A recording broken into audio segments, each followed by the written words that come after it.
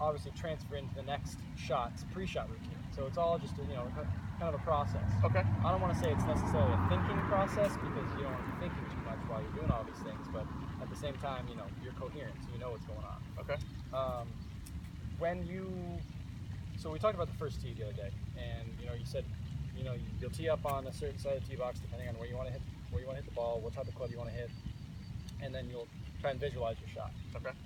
And that's something that obviously can be worked on more and more and more. You can't be ever too good at visualizing what's going to happen next. And then in swing thoughts, maybe for us now, maybe it could be something that we're working on.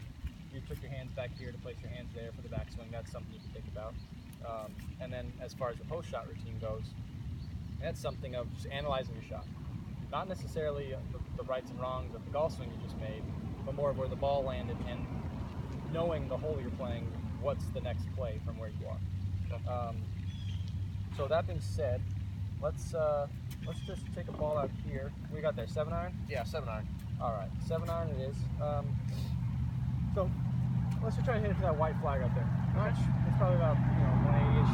180, you said? Yeah. Okay. And you get it there, you get it there. That's just a line we're going, right? Exactly. Okay.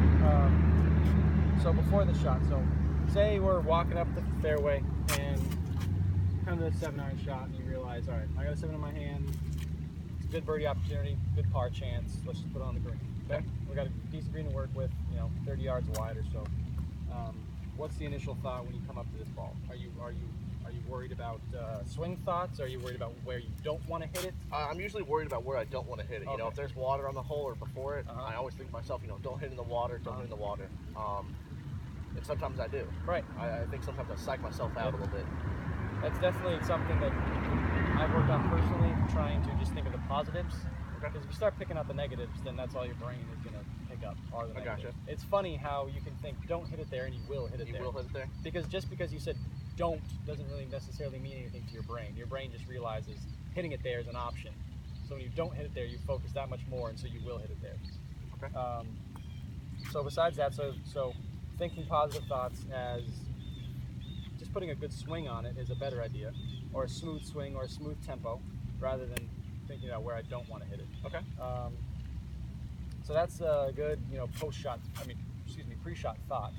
And then when you get up over the ball, you can have, the thoughts of, this is your takeaway here. And yeah, no, that's one thing I have been doing is at the ball, I think about, keeping that club, like on the plane that we talked about. And once I do that, I do the little couple, I guess you could say practice, keeping it there, but then I just go for it. I don't really think too much when I'm swinging the club, or in shot, as you said. It's more so right at the ball. I'm thinking about, okay, make sure the club is parallel with that club that's on the ground.